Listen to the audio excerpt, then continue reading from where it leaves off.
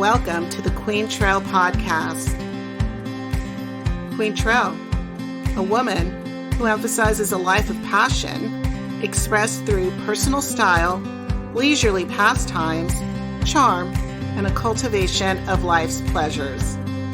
Welcome.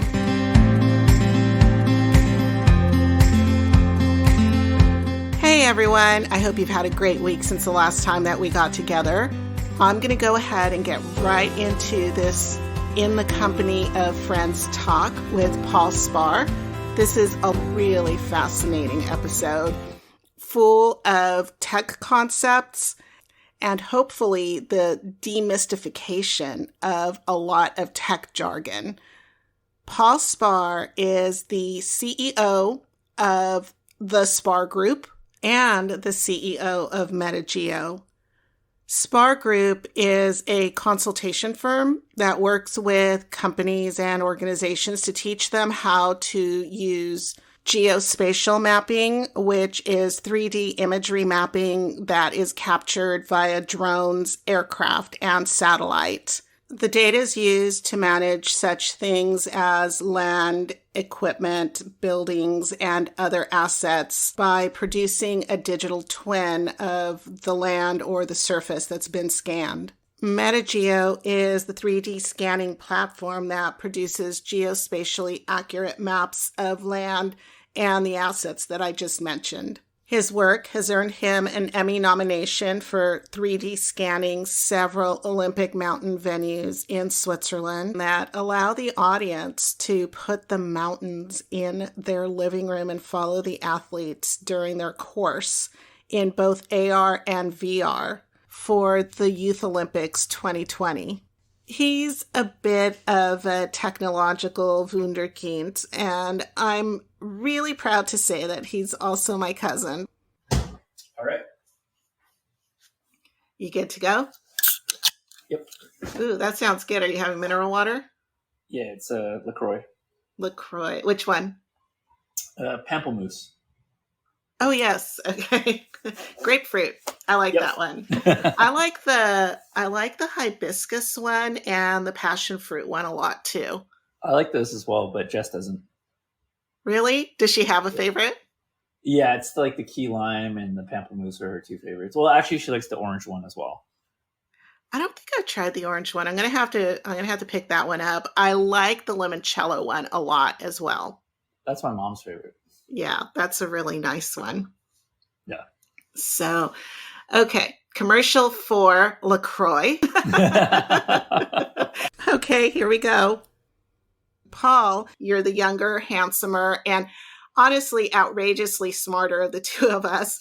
And I've just been watching you blow my mind regularly over the years, from your decade of being a flight paramedic and doing search and rescue to running an environmental mapping and robotics lab using aerial and submarine drones when you were at Cal State Channel Islands.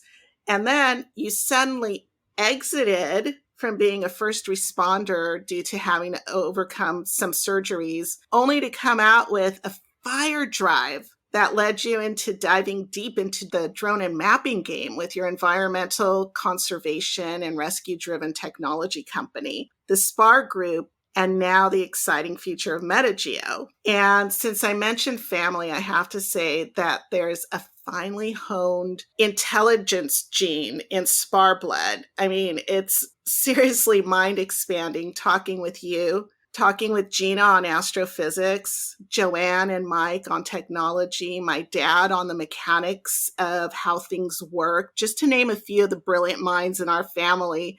And there's an even more finely honed gene, if you can believe it, that is kindness and thoughtfulness and genuineness. And these are some of the people that are striving to make the world a better place. And I'm really thrilled to get to pick your brain today.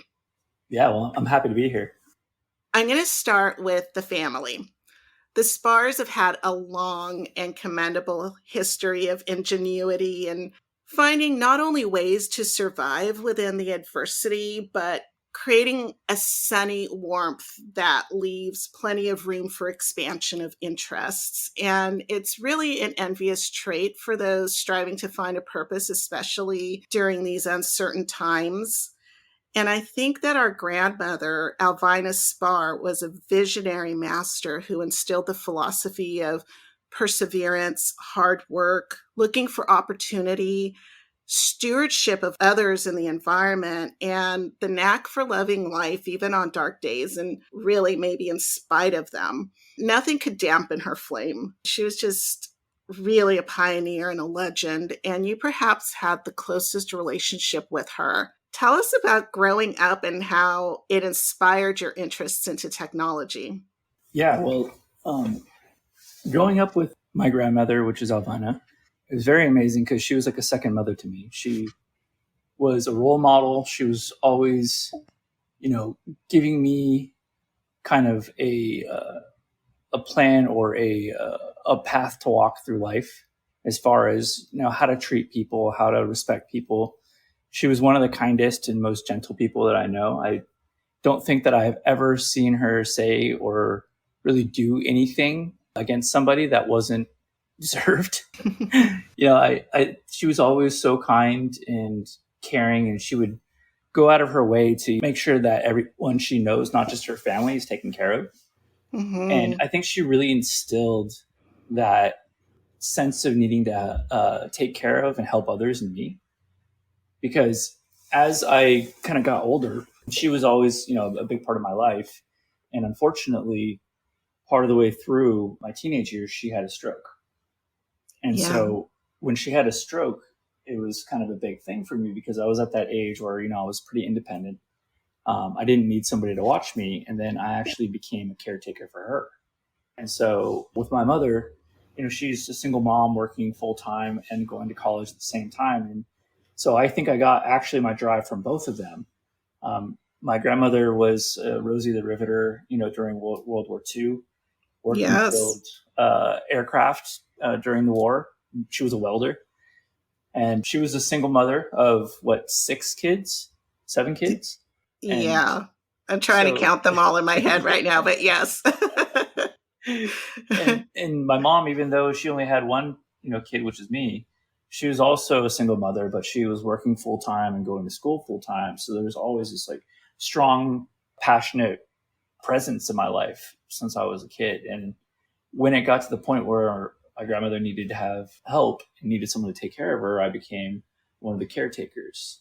And so as I grew a little bit older, I got very accustomed to coming over, making food, giving medicines, giving shots. And that's kind of one of the first steps I took towards the medical field.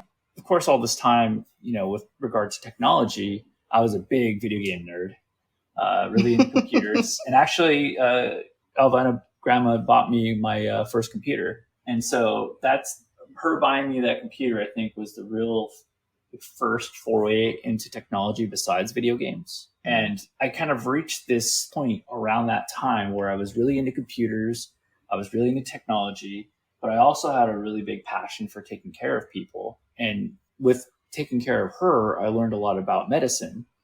And so this was right around the .com bubble burst. And so I kind of had this fork in the road of, do I want to go towards medicine or do I want to go towards technology?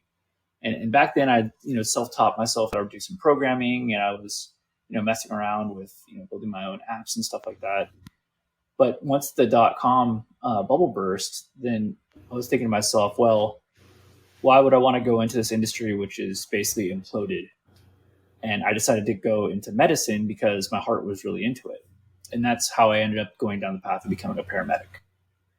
Now, fast forward, 10, 15 years, I was a paramedic for a while. And, I loved it. I was a flight paramedic, and I was able to treat and help the people of the Bay Area and really all of California. And it was really an amazing experience. I really love being there and being able to be there with people during their darkest hour and be someone that's there to help them. And unfortunately, for me, I had to retire medically early. And with kind of the technology stuff that I gotten into when I was younger, I always kind of maintained that. I was into like I said, video games. I was into computers. Another thing that I was really into was flying radio controlled airplanes. And so fast forward, after I retired, I went to school at Cal State, Channel Islands, and I was actually studying biology. I was pre-med, and I was going to go become a doctor.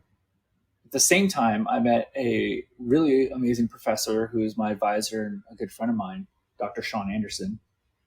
He is a huge pillar in the education and the direction that my career in life has taken. Because when I was doing biology, I was start doing some environmental science classes, and then he kind of steered me more towards environmental biology. And in his laboratory, he was doing a lot of really interesting and like brand new cutting edge technology research using environmental sensors, doing mapping and that kind of thing. And so he interviewed me for a research position, and he'd asked me, do you have any special hobbies or skills? Do you know technology? And I said, yeah, I'm really into technology.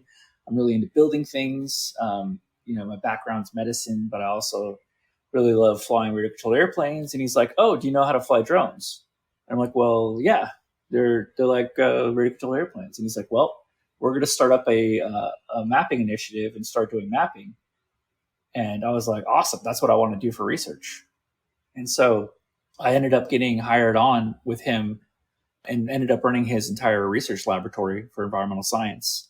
And I led the robotics arm of the laboratory. So we were using drones and boats and underwater submarines to do 3D scanning and mapping of coastal environments to kind of assess them for climate change and various different kinds of like earth movements and that sort of thing. And so that's really what got me into the drone industry, is because a lot of environmental science is mapping.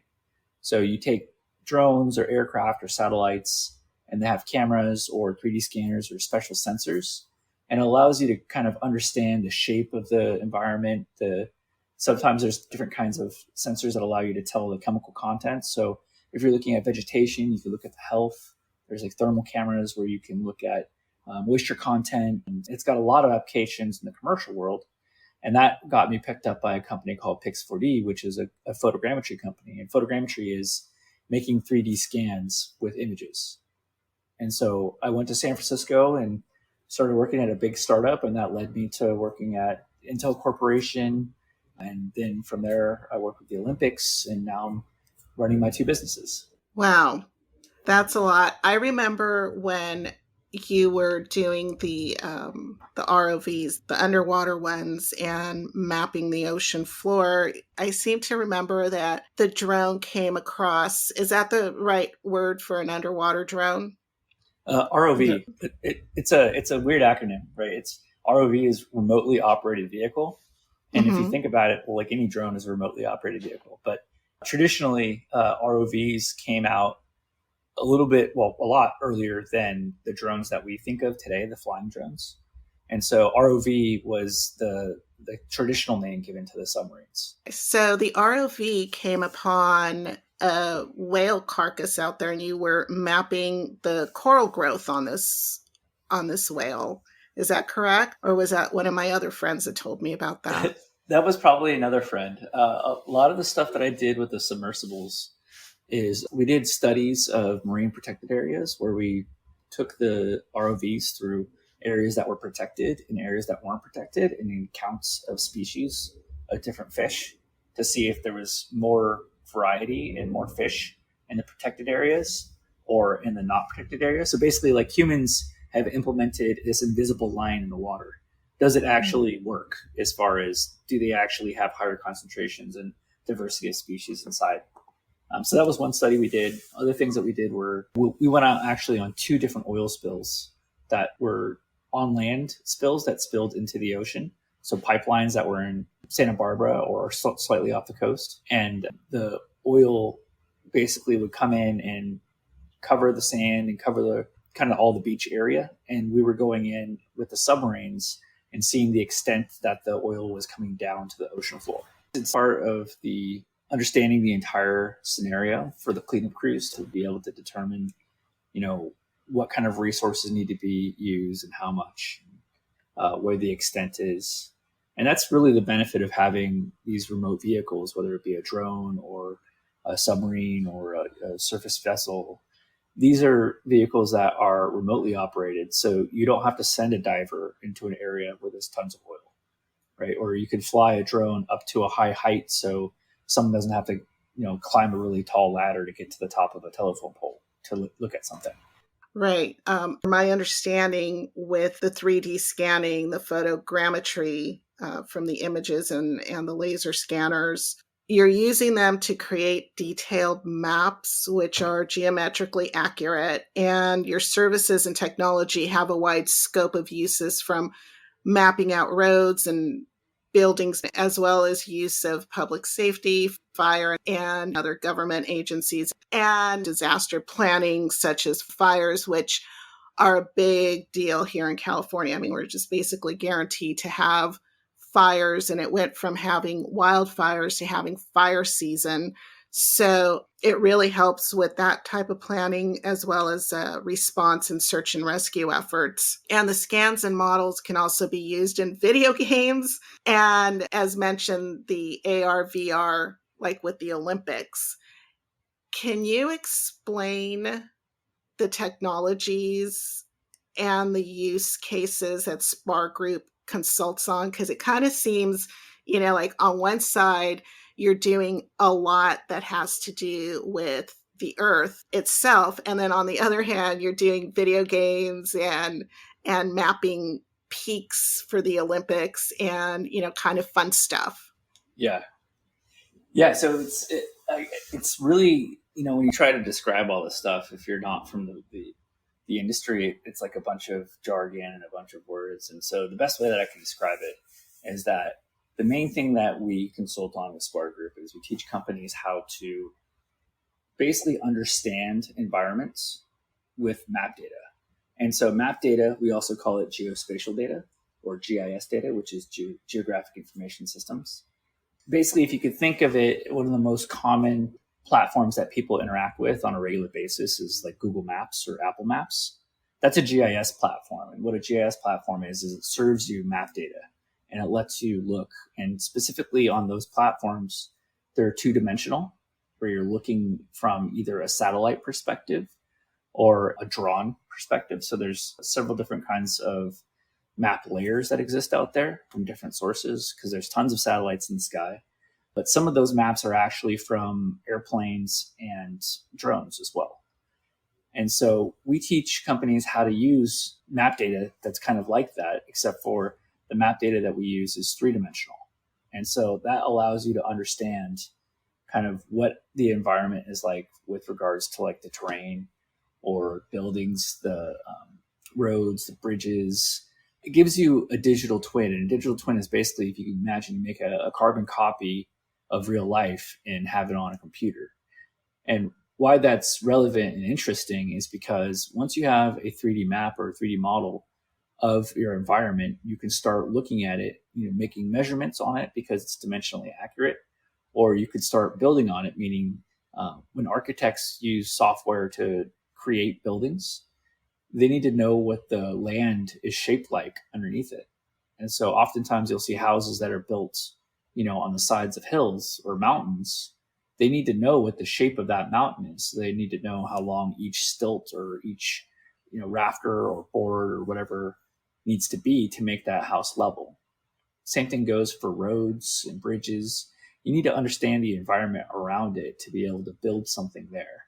And traditionally, this was all done by hand using measurements, either using a tape measure or a surveyor using a theodolite or other surveying equipment.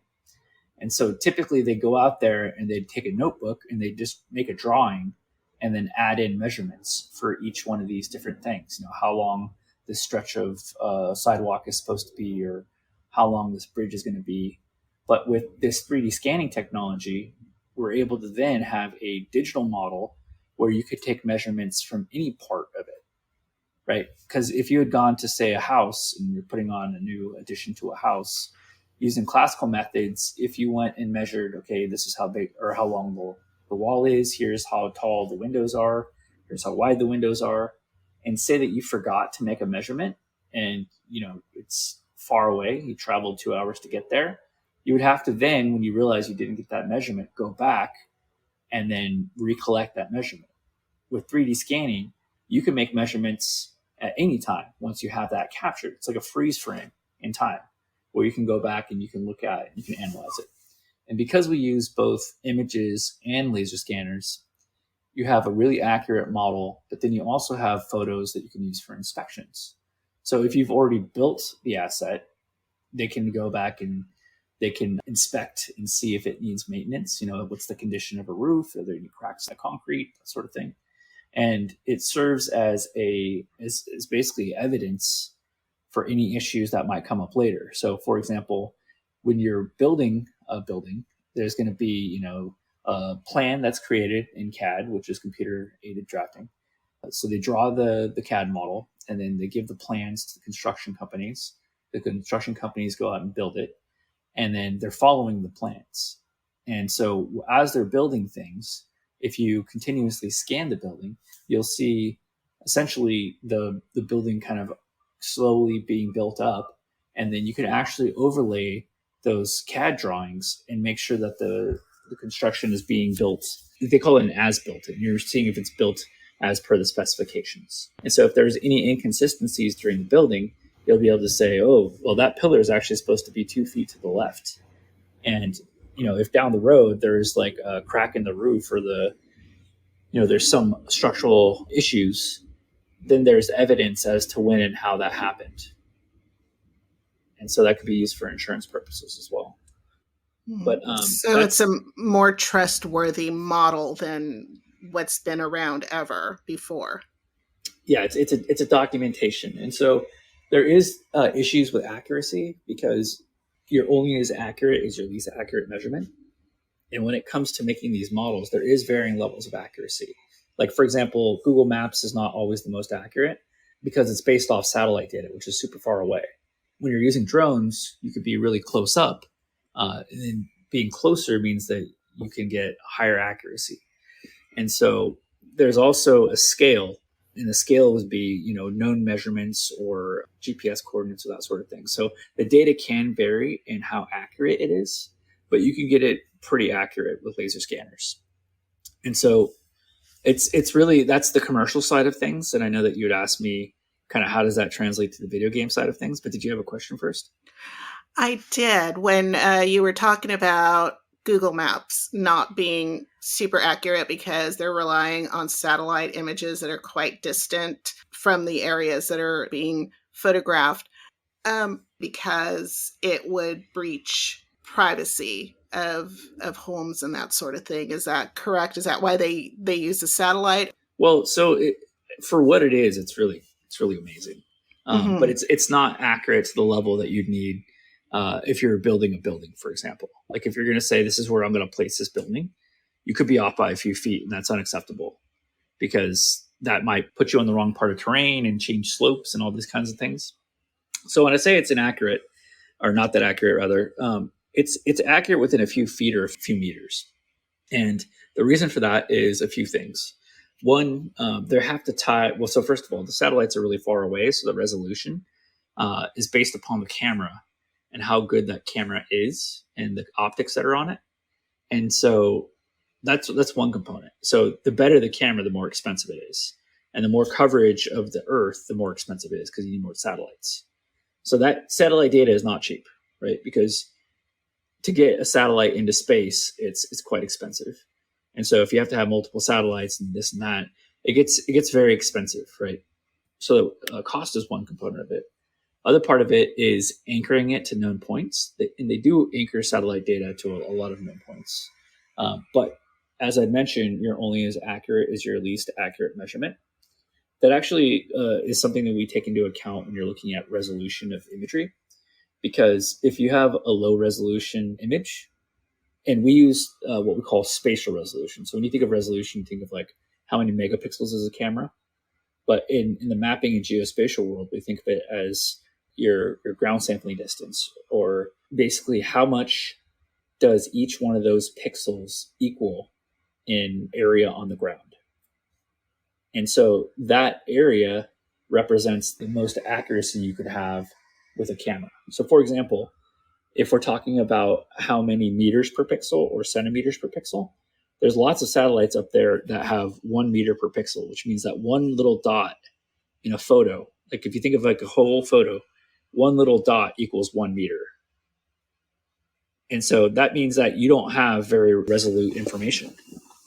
And so if you're trying to attach that low resolution pixel to a known coordinate on Earth, the known coordinate is going to be much more accurate. But then you're going to have this big, kind of gray area that you don't know what's around it because it's just one pixel and there's no additional detail. So you don't know where that point is within that pixel. I know this is kind of complicated, but if you can think of kind of more towards the drone side, drones can get 1 centimeter per pixel, which means that 20,000 pixels on that photo represents 1 centimeter. And so that means that you can get very, very accurate. And so with that, the resolution of the imagery is going to be the limiting factor for satellite data because the ground points are going to be typically surveyed. So that'll be accurate within a centimeter or two. But there is a limit on the resolution that public satellite data can be, and that's 30 centimeters per pixel. And the reason for that is for military and privacy purposes. Because at that point, you could read license plates if you go closer than 30 centimeters per pixel. And a good analogy, or rather a good reference, not an analogy, for the centimeters per pixel is that if you're looking at a photo of your car from above, for example, a drone would be showing you 1 centimeter per pixel, which means that your car would take up thousands and thousands of pixels in that image. Whereas if you're looking from a satellite that has 1 meter per pixel, if you think about the size of your car is probably about 2 meters, maybe 3 meters long. That means that your car would be 3 pixels. So if you're thinking about terms of like old school video games, satellites would be the old school like Nintendo, and then the drone stuff would be much more like the modern video games that you play.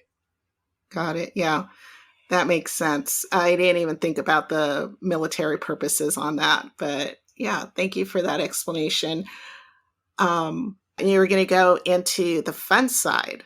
Yeah. So the fun side of things is because we're working with these maps and models that are 3D, a lot of the formats are a lot of the same formats that you use for video games. On the video game side of things, the 3D maps that are created using photogrammetry and LiDAR. So photogrammetry, again, is making 3D scans using photos. And actually, let me explain that a little bit further.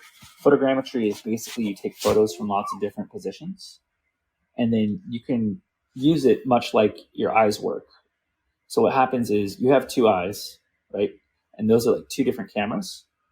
And so if you look out in front of you at, whatever's in front of you, your keyboard or your can of LaCroix or whatever, you have depth perception.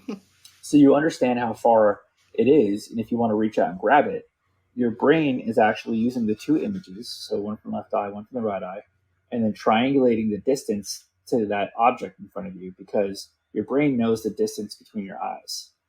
So it's really doing a triangle calculation.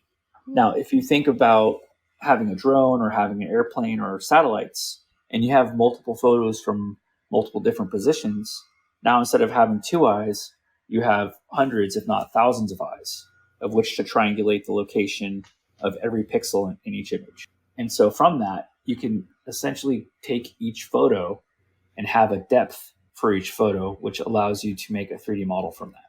And so that 3D model is how we basically create an understanding of an environment. And if we're going to be using this kind of model in mapping applications, we're really concerned with the accuracy. But in the video game side, these models are actually the same format. And so on the video game side, we're actually much more interested in how good does it look. And so oftentimes, if collected correctly, the data could easily go from one side to the other, but there is differences. And so I kind of specialize in both because I started off in the mapping side, but as I started working more with the data, I started having different organizations like movie studios, video game companies, virtual reality companies come to me and say, hey, we see that you're doing these kinds of things. Can we use these 3D models to say, create a virtual movie set that we could blow up a building in a special effects software and then not actually have to do that? Because they would not only have to go in and draw those things by hand. And so it saves the artist a lot of time because you can 3D scan huge amounts of areas that they would have to normally actually manually draw for both movies and for video games. And so it gives them a lot of flexibility and saves them a lot of time. Now, there is a bit of an issue because the scanners have so much resolution that when you try to bring them into video games, the models are so big that games almost can't use them. So you have to do a lot of optimization to make them work, just because these files are absolutely huge when they're made. So one of the problems is that getting this kind of map data from one place to another, it oftentimes requires like sending a hard drive to somebody because of how much data there is. And so for video games, especially with VR and augmented reality, those are devices that show you, images, and they're usually headsets, and not all of the headsets have a computer attached to them. So they're not working with like super high powered computers. So you have to downscale the models without making them look bad and be able to be processed on the computers that are on these headsets. And so the whole thing with the mapping kind of bled over into the virtual reality space for me, specifically when I was working for the Olympics, and we created an augmented reality app. So for those who don't know what virtual reality and augmented reality is, augmented reality means that you put on a pair of glasses or some sort of between your eyes in real life. And so with augmented reality, if you have your phone and it's got a camera on it, what you could do is, if anybody's familiar with a video game called Pokemon Go, you've seen this before. It turns on the camera on the phone, and then you look at your phone screen, and then you'll see, what's there in real life, but then they'll put images on top of real life. Like in Pokemon Go, there'll be like a little cartoon monster jumping around, on top of your carpet or table or whatever. And so that's considered to be augmented reality. You're putting something that's not there on top of reality. And then virtual reality is where you put on a headset and you completely escape reality. You have screens inside of a headset and have two different screens, and they show you two different images. Again, that's kind of like the depth perception. So you see the two slightly offset images, and that gives you the perception of 3D. And you're completely in this 3D world. And as you move around, it senses, you're looking left, and then your environment changes. And so AR, VR are two technologies that kind of go in separate directions because augmented is adding on top of, and then virtual reality is completely immersed. But in this case, for the Olympics, what we did is we found a really novel way to show the games to people that weren't able to attend. And what we did is we went to 4 different mountain venues in Switzerland, and this was for the 2020 Youth Olympic Games. And we 3D scanned these mountains with drones, took those models, and we used photogrammetry. We processed them into really photorealistic maps of the area. And then we took those models and we worked with a bunch of teams to really clean up those models and make them small so they'd be able to load on your phone quickly. And then with our partners, we made an application that can bring those 3D models and maps onto your phone. And so you install the app, and then you can switch between the venues you'd like. So if you want to, pick the big mountain, you could pick the big mountain in Switzerland, or there was other ones in France as well. And so you could select the mountain that you wanted to see the venue in, and then take your phone and turn on your camera, and then you'd be able to see something like a coffee table or any flat surface in your home, and you'd be able to take that mountain and put it virtually on that surface. And then once you put it there, then you use your phone as kind of like a looking glass into this model where you can kind of actually act like it's sitting there in your living room. You could take your phone and walk around it, and you could see all the detail of the mountains. And as you walk closer, it gets bigger. So it's much like actually having the mountain in your living room. And so the other part that was really neat about it is that we were able to take all the information from the athletes, their positions, and put them all on this interactive map. So you can see where the winners were, ahead of the different folks on the track, and you'd be able to see, the stats, who's winning. And then there was also 360 video cameras that were placed throughout the courses. And a 360 video camera is essentially a camera that has lenses in all directions. And when you use an app, augmented reality or virtual reality, and you look at these cameras, you can actually act as if you were there, and you can kind of spin in a circle. And as you spin in a circle, what you see in front of you is going to change. And so in this case, we had some of the 360 cameras, and it's a little bubble that you can click on top of the mountain. And then you'd go into the 360 camera. And if you're watching an athlete, come down a ski jump, you could put yourself underneath them and put your phone over your head and watch them jump over your head in virtual reality. And so you could also kind of follow them down the course because you could jump around to the different 360 cameras that were there.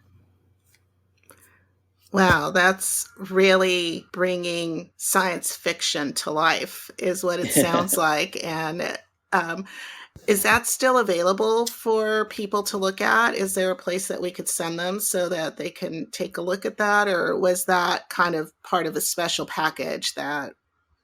Yeah, it was. It was a special. It wasn't paid for, but it was a special thing during the Olympics. But there are some videos I could share, which kind of show what it looks like.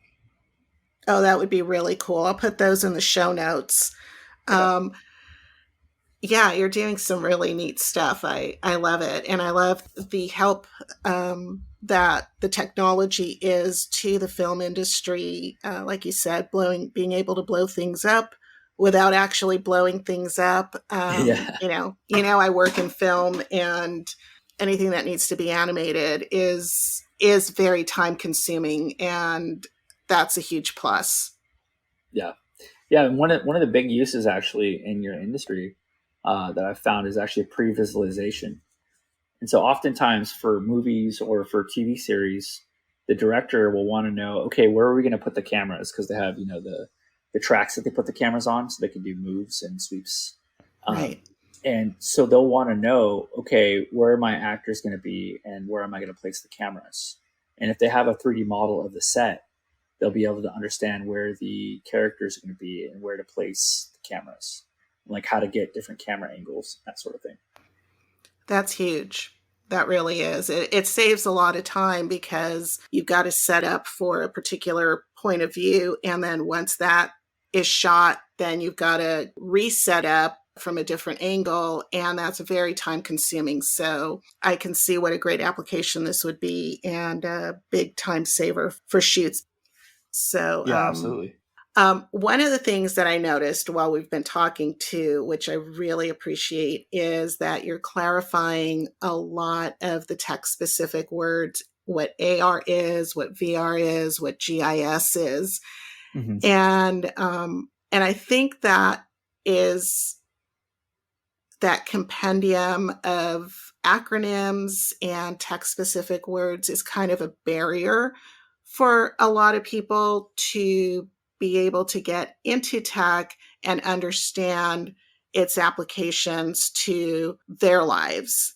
Mm-hmm. And so one of the words that has been bandied around a lot lately is Metaverse, which can give off like Matrix vibes, right? Yeah. Can you tell us what the Metaverse is and what it's not?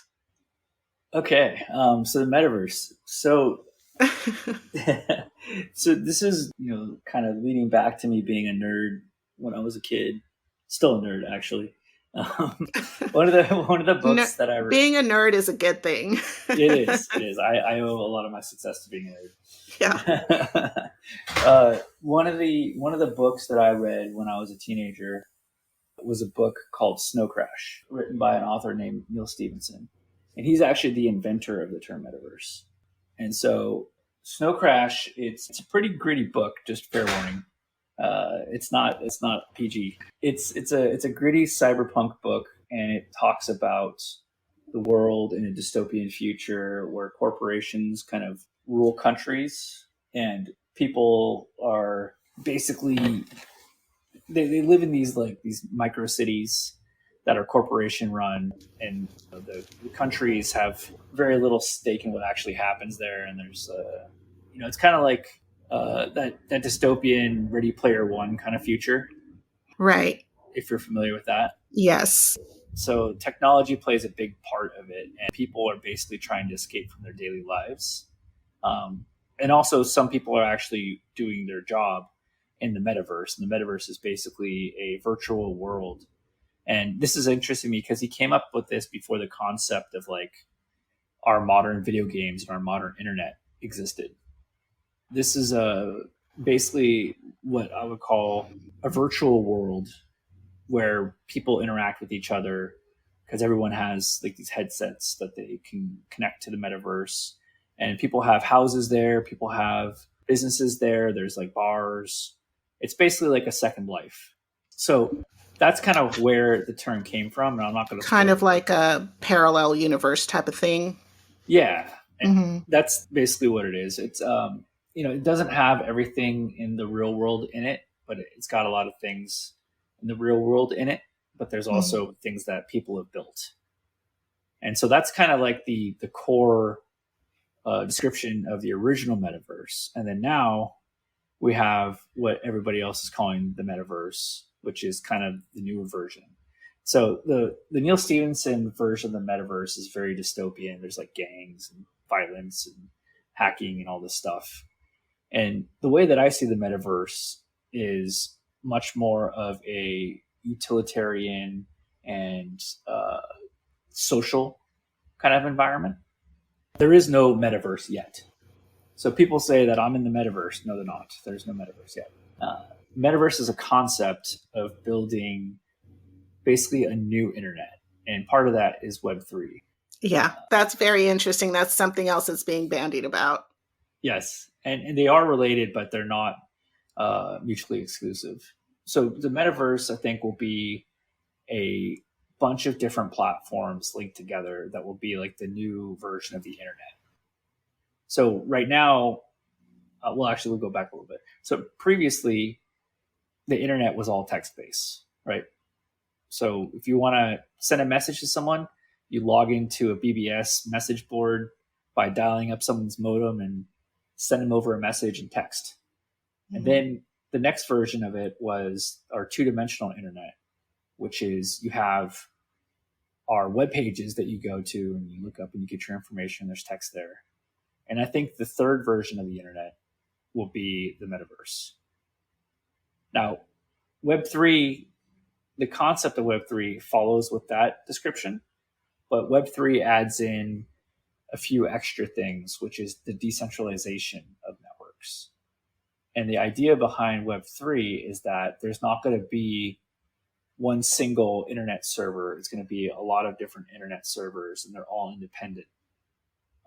And it's kind of like the cryptocurrency ethos, where you have, or not, ideology, I should say, where you have, a lot of different nodes. You have a lot of different.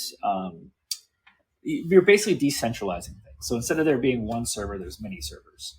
Instead of there being one copy, there's many copies, and all of them have to agree to say, yes, this is true, what it is.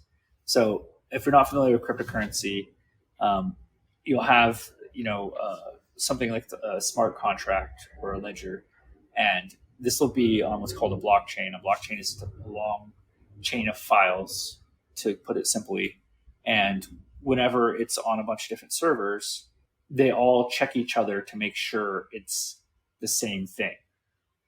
But it's not just on one server being sent out to many people, it's on many servers being sent out to many people. And to verify that this is in fact what it is, be it file, be it money, be it data, there's ways to confirm this. And that's kind of the idea behind Web3 as well, is it's a decentralized way of creating the internet. And that takes the internet out of the hands of service providers and puts it in the hands of people, because then people have the ability to host things and have it not just be hosted on an internet server.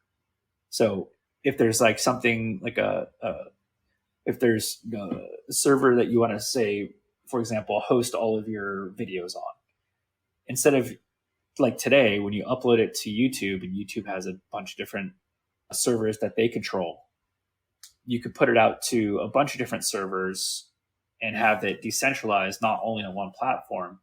And what happens there is, a lot of this argument, by the way, comes from censorship and from control of people's data and privacy. But just back to this, if you have your data on multiple different services, if, for example, YouTube were to say you violated our terms of service for taking your video down, then one of the main out of like two services that host these videos just kicked you off of it. Whereas if you're on a decentralized server with multiple different servers having that data, if you got kicked off of one, it would be on others. And so it limits the ability for people to take over your data and control what you do. But then that opens a lot of doors to kind of scary stuff, right? Right. Yeah. It's one of the arguments is that it's going to open up the floodgates to harmful content. So the video got kicked off of YouTube, but now it's available on a different site and there's nothing to stop that content from being shown. Yeah, I think that that's something that's going to have to be figured out, or it may not get figured out. I'm not quite sure. I think that the internet in the very early days was very much like what Web3 is, as far as like there were just so many services out there. There were so many places where data could go. There weren't very many limitations on things. So I think it's going to be kind of Wild West. But I think naturally, as the internet has kind of matured, there's been, safeguards put in place. Now, they're not perfect, even today. But, I would assume that as things progress, it'll mature and become a safer place. And I'd like to hope that people use it for good, but they probably won't all use it for good. Yeah, unfortunately. And then the other argument is that it's going to provide greater security and it's going to reduce, like you said, the influence of the larger tech companies. But we definitely are not there yet. Yeah. And like you said, we haven't even reached the point of being in the metaverse yet. Right. And there's a few other things I wanted to touch on, if it's okay. Yeah, please. So without going too much more into the Web3 thing, what I was saying with regards to, confirmation of the data, like if you have multiple different nodes that have kind of the description of what a piece of data is or what a file is, the security is enhanced quite a bit, because if someone, for example, tries to put like a fake file that has a virus in it and you go to download it, it's going to check all those other nodes to make sure that what's on that server is the actual piece of data or file that you're trying to download. And so if it's not, then you would be warned of it. So because of that, having false data and certain kinds of transactions, they'll be a lot more able to like locate fraudulent activity that way. But I'm sure that it's going to open up doors for many new types of fraudulent activity as well. Because it hasn't been built yet, but I'm sure people will figure out, interesting ways to game the system, because that's what people like to do. Right. What are some of the roles that you see of METAGEO and Spaur Group in the future of technology and the metaverse while we're talking about it? Yeah, so with the metaverse, so as I mentioned, there's no one metaverse yet. There's several different metaverse platforms out there, and I think what's going to happen is you're going to have a lot of those pop up, and some are going to get really popular and some are probably going to fizzle out. Right now there's two of them that are really popular. One's called Decentraland and the other one is called Sandbox, and they're basically like video games where you can go in and walk around and talk to people, but they're also connected to crypto as well, and NFTs. And so with those different platforms, you can actually buy, specifically in Sandbox, and I think just Decentraland actually, you could buy pieces of property in the metaverse, so to speak. And so companies are able to actually go out, and an NFT is basically like a digital object that you can buy and it has value. They call it a non-fungible token. So basically it's like having a unique item of value digitally. And so they have land, which is NFTs in these areas, or in these metaverse environments. And you can actually, be Adidas, for example, and buy up a big plot of land and slap your logo on it. And so Adidas has actually gone pretty heavily into the marketing in the NFT and metaverse space. And many other companies have as well. So that concept of having digital land in the metaverse, I think, is very interesting. I have a different take on digital land in the metaverse because the other aspect of the entire world is that with regards to the metaverse, I think that the metaverse is going to be not so much detaching from the world, but more augmenting the world. And as I think the metaverse is going to be the next version of the internet, I kind of see using geographic data, geospatial data, as a big component of that. And the reason why is because everywhere around us is data on location. So we carry our phones around with us, right? You use Google Maps or Apple Maps. It tracks how fast you drive on the freeway. And that's how everyone knows what the traffic's like in downtown Los Angeles.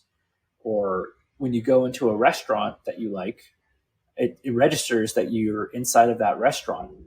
And inside of that restaurant, you're able to find out when the foot traffic is the highest and lowest and when it's the busiest. And then furthermore, every city, county, and even state in the United States has a GIS department that's responsible for managing land records, property boundaries, and they also do 3D scanning as well. So there's also 3D scanning data sets of pretty much all of the United States. And so with all this data, it's like this huge layer of data that we can't see, but it's there, right? There's your address, your property boundaries. You can't see your property boundaries unless you've marked them. But digitally, there's a property boundary there. And so with the metaverse and with augmented reality, I see being able to take like a set of AR glasses. So augmented reality glasses I think there's like 5 or 6 different manufacturers that are working on them. Snapchat has one. I know that Apple's coming out with one. Google just came out with one. So they're going to become much more prevalent in the next probably 10 years. As a matter of fact, I think they may actually replace monitors when it comes to computers, because if you can have a tiny little screen that sits on your nose like a pair of sunglasses, that makes the size and the materials that go into building a monitor a lot less. And so we'd actually be wasting less material on building smaller things. And with how high resolution and how the AR system will have multiple different sensors, there's new ways that you'd be able to interact with the internet and with data that's there. So for example, if we're talking about this layer of data that exists that we can't see, the augmented reality glasses are going to be like, again, like a looking glass into this world that we wouldn't normally be able to see. And if you're, say, walking down the street, as you're walking down the street, these are obviously going to be connected to the internet. It could be pulling in geospatial data based upon all the public sources that are around. And then when you walk by your favorite restaurant, they could so choose to edit some of those databases, the GIS databases, and add in information. So when you look at a building, it says, this is McDonald's. And then a menu could pop up. And that menu could give you the ability to order food from outside of the restaurant.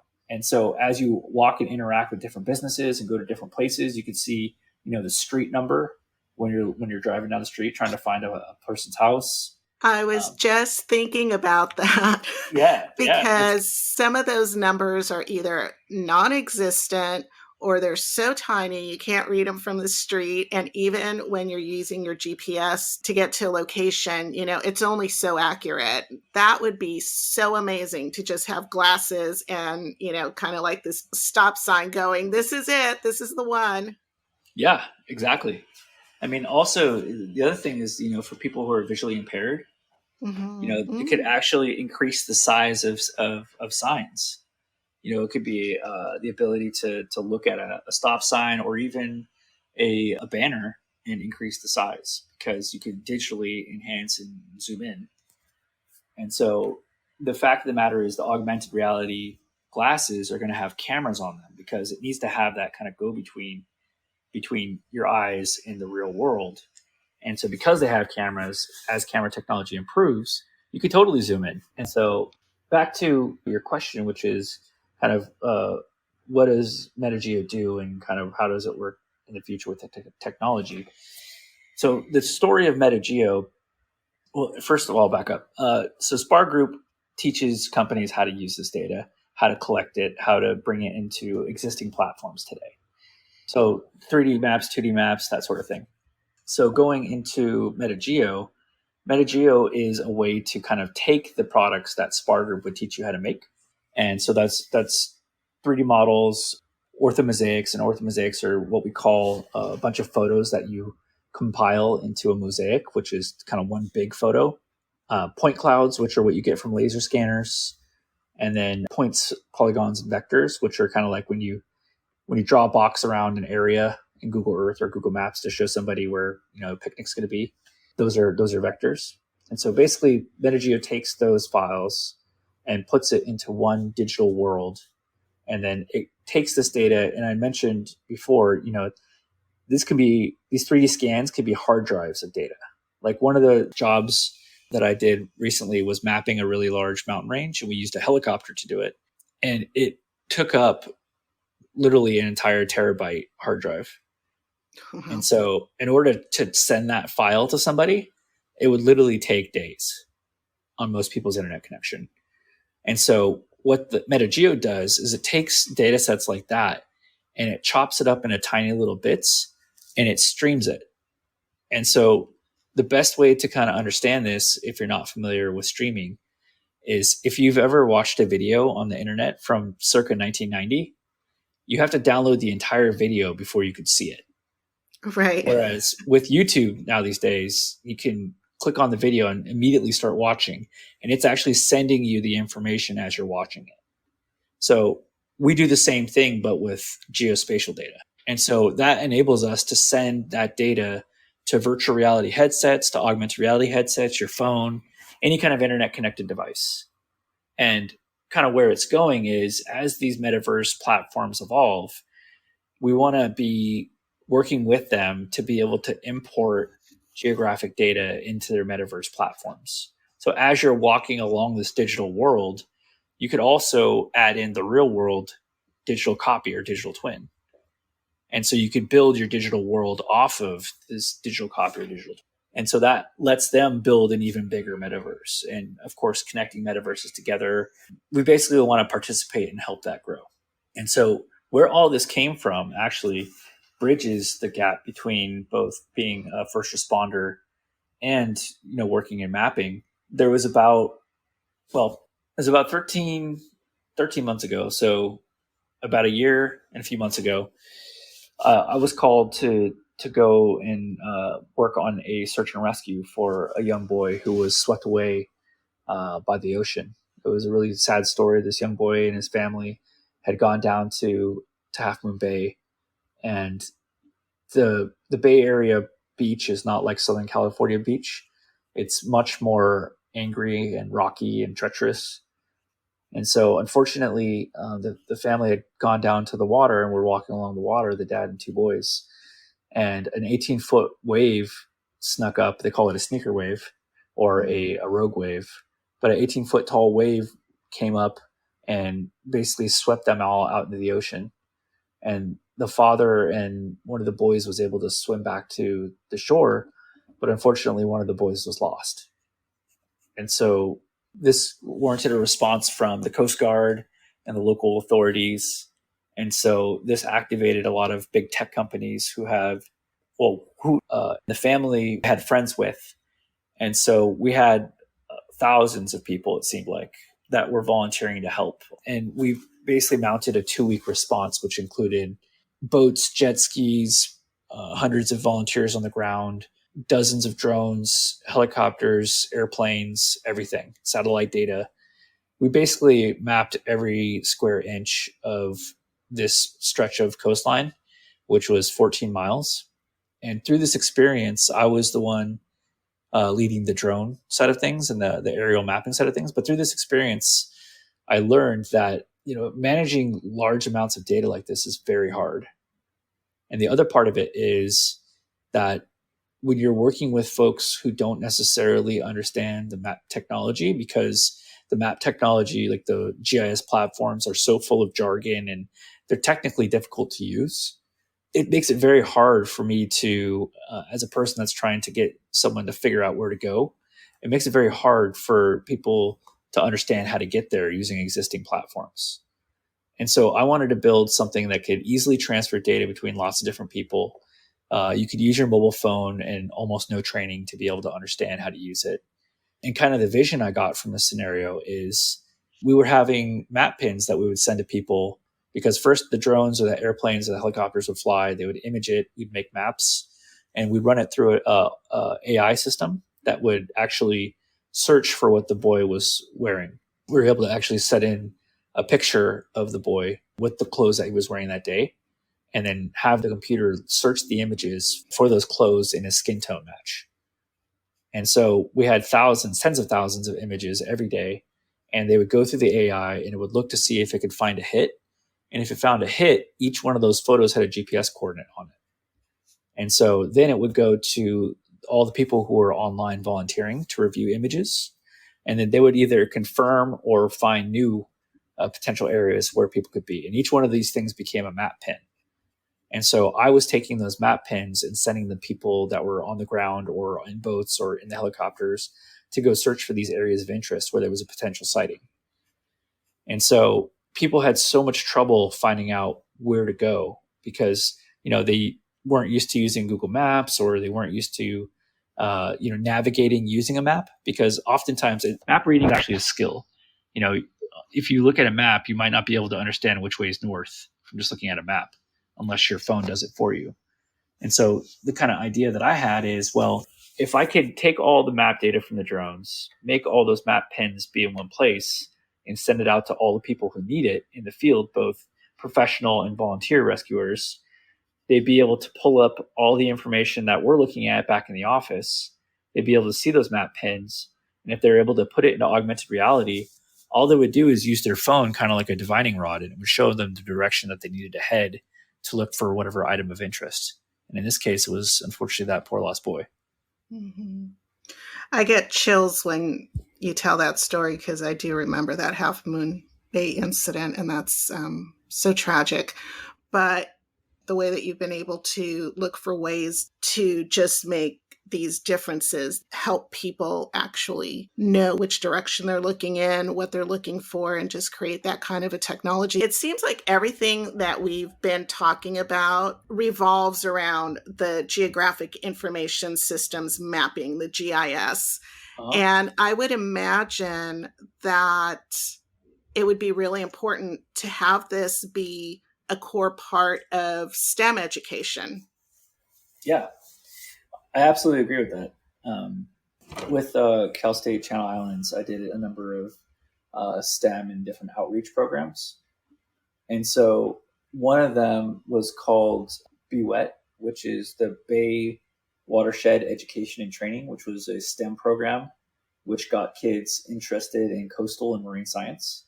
And one of the interesting things about GIS is it's pretty much involved in any kind of environmental science, because every time that you're talking about an environment, you need to know kind of the information about the environment.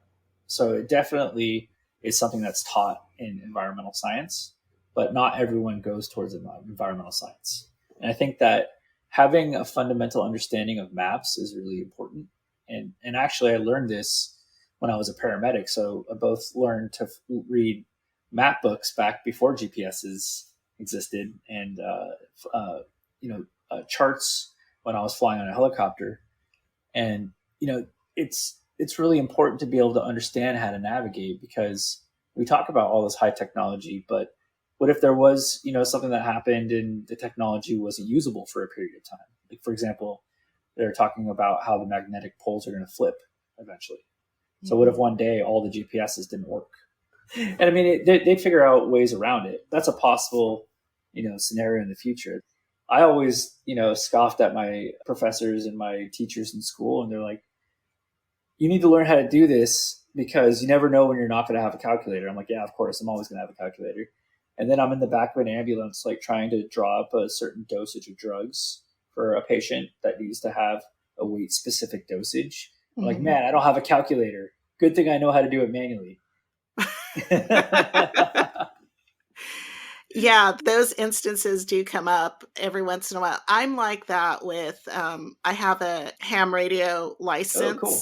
Nice. and that was a really, really hard exam. I couldn't believe how difficult it was. So I'm a little bit proud of it. I don't use it very much. I just use it for monthly drills.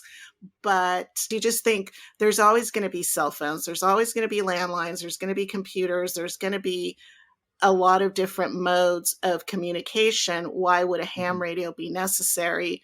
But then there's examples like what you have just said. Yeah, absolutely.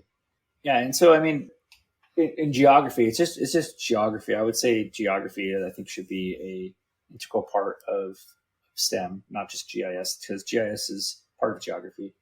But having the understanding of how to navigate, how to understand the Earth and the environment that we live in, I think is super important. And on the GIS side, barring the Mad Max event, GIS is computer based. So it would be unfortunate if we lost access to a lot of that data, but it really gives us a wealth of information about the world. And I mentioned, everybody uses GIS data on a daily basis and doesn't even realize it. Every time you call an Uber, every time you order food on Grubhub, every time you use Postmates, all those services use GIS data. And that's in like tracking and wayfinding and, finding the closest restaurant to you and all that kind of stuff, finding the address you live at. All that stuff is GIS data. And so it's just going to be such an integral part of society going forward, especially as we become more connected. Yeah, I mean, change is an inevitable consequence of the progress, Yes. that happens in technology, and we do have to be prepared for it. You were mentioning the glasses for AR and VR and these upcoming changes. There's also the gloves. So it's not just visual. There's our hands are such sensitive surfaces, and there are now gloves that can be used so that you can feel things in these virtual realities. Oh, yeah, totally. I think they're very interesting. And so there's a few applications. So one of the biggest applications for virtual reality, outside of like the geography space that I was talking about before, Mhm. is simulation and training. So the military uses a lot of virtual reality training, and they'll have setups where you have as realistic of a scenario as possible. You shoot a gun, it recoils like it's supposed to, so the gun will actually like bounce off your shoulder and feel like recoil, and make noise and that kind of thing. So I think that adding in these different sensory cues to virtual reality only makes it more interesting.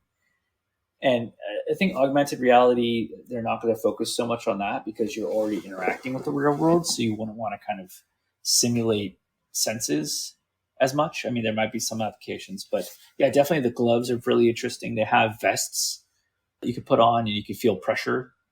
I think there's actually a project working on smell where they can simulate smells.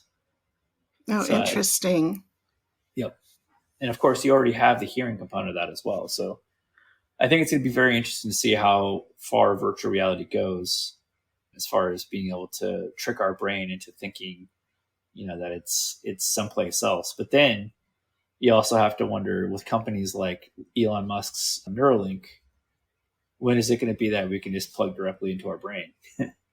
Right. There's so many questions that go with it, all the pros and the cons and the ethics associated with it. But it is Absolutely. moving, definitely moving in that direction where it's going to be easier for you to be fully immersed in these realities. And it's almost like having your own personal holodeck when you put these on, Yeah. for anybody who's a Star Trek fan, a Star Trek nerd like me, Emmy. and you.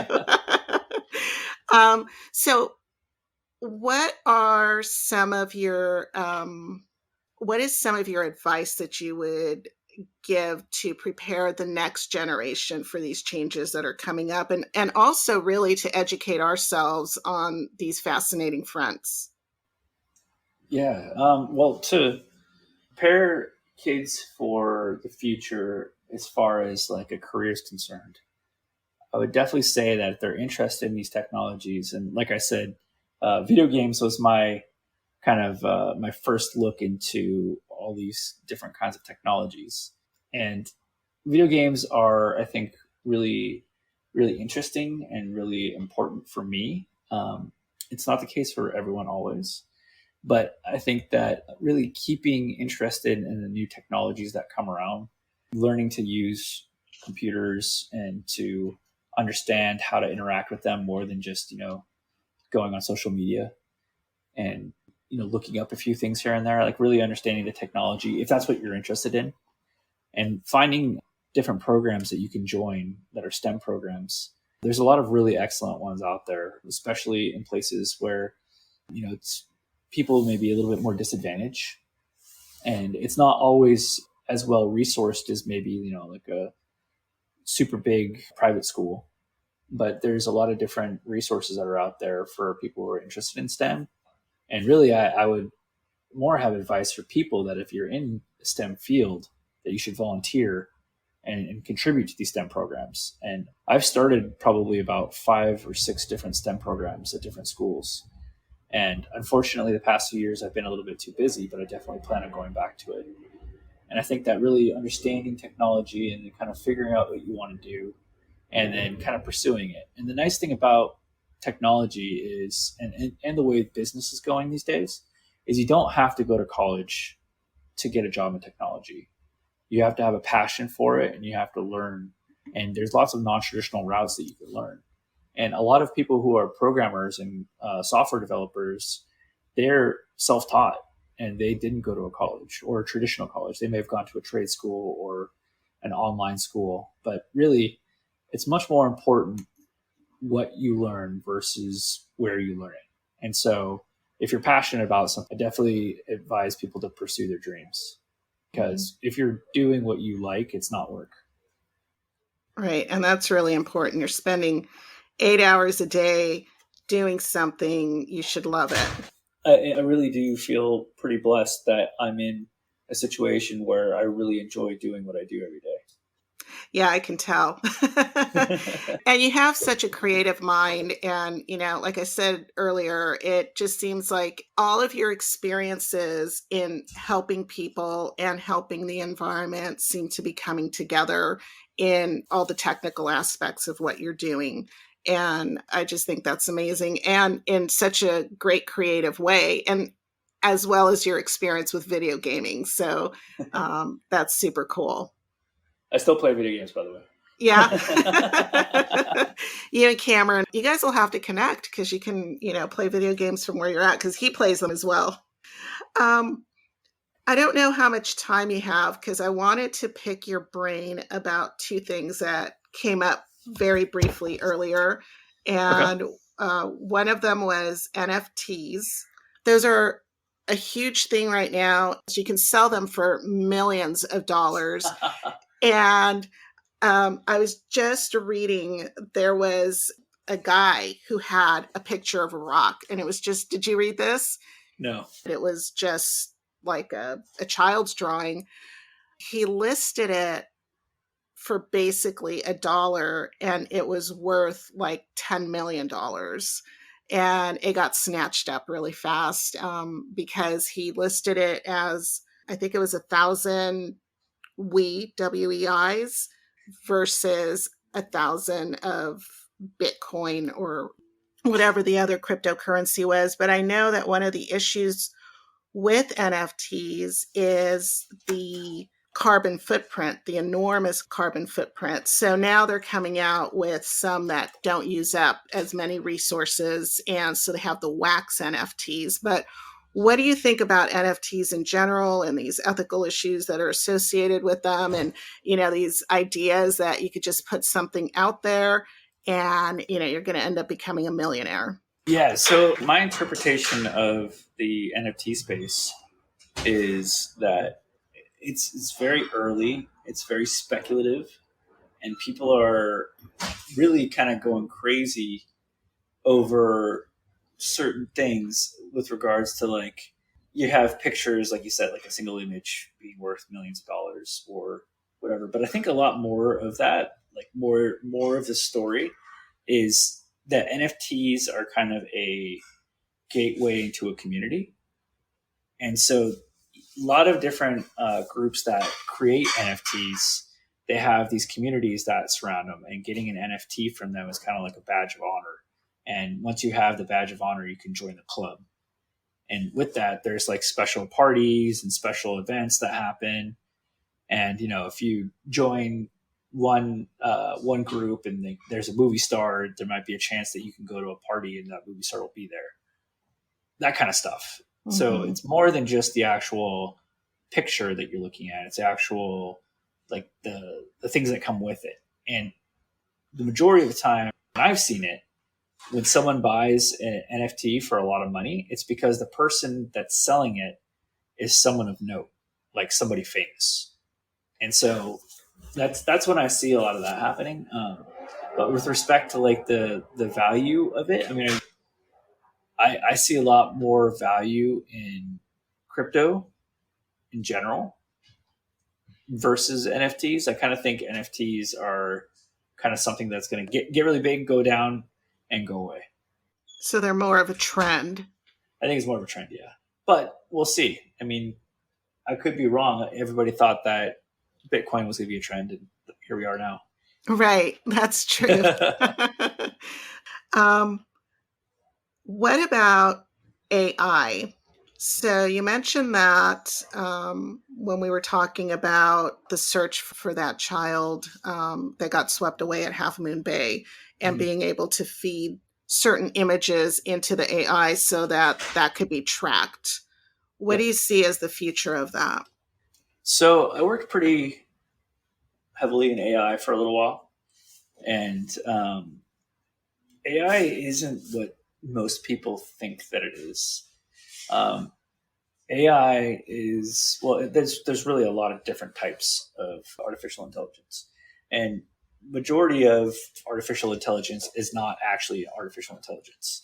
It's either the Wizard of Oz when there's a talking head and then a bunch of people behind a curtain, right?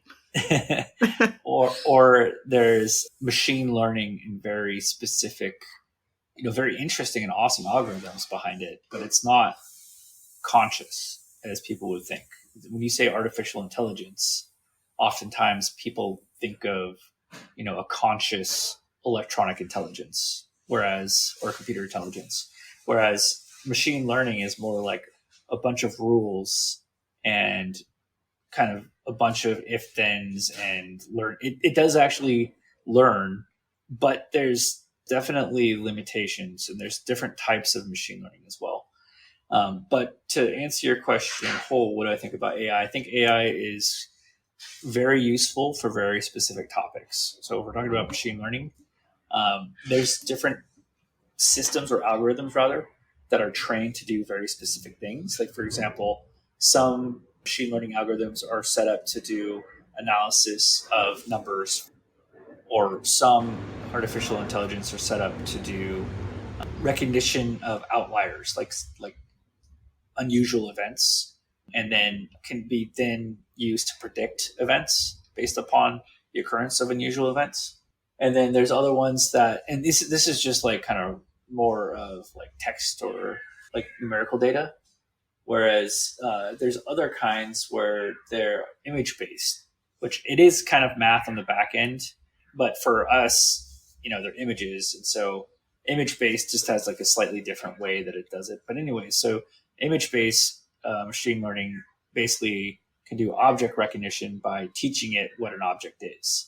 So if you show, they call it training. If you train the algorithm with 1,000 pictures of a cat, which my cat is meowing in the background, if you can. I can hear him. Cute. I love cats. Yeah.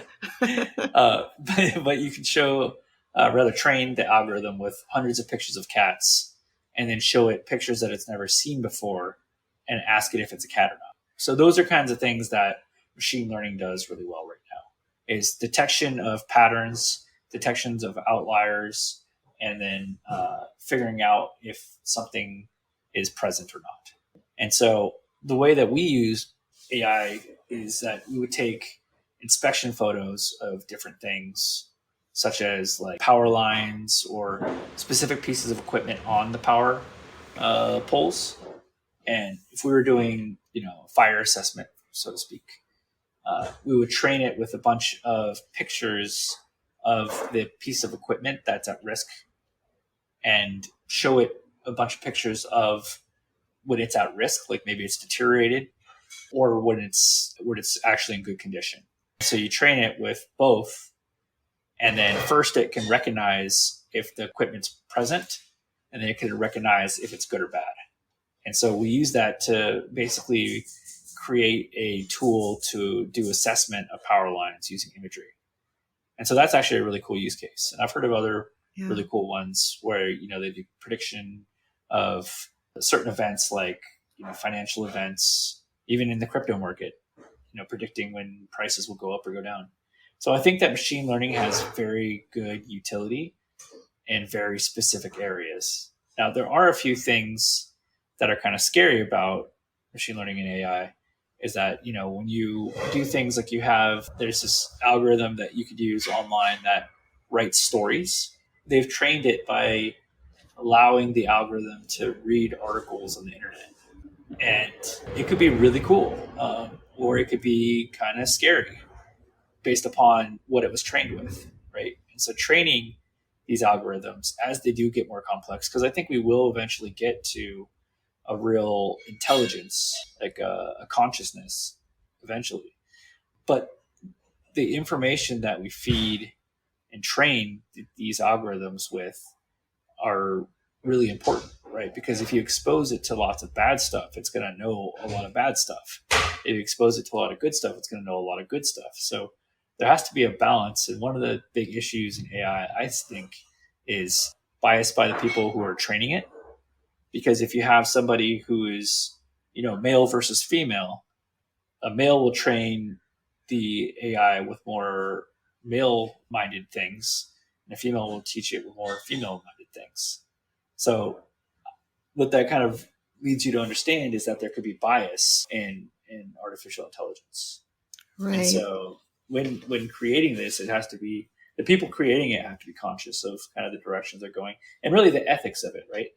Like, is it ethical to go down the route that you're going? Exactly. And I know there's a lot of groups that have come together in technology and science and research that are exploring these very questions and issues. Yeah. So what's next for METAGEO and the Spaur Group? Well, Spaur Group's going to continue on its path, continue consulting with our clients. METAGEO, we're in our beta right now, so we're bringing on beta test users, and we're working with new ecosystem partners, and basically we're getting the first version of it ready to go. And so the first version of it will be ready to go probably around the summertime. And so at this point, we're just building, testing, and getting it ready to bring on the public. Yeah, that's very soon. I mean, that's only a couple of months away, really. Yeah. So we're working 12-hour days. Yeah, I bet. I can imagine.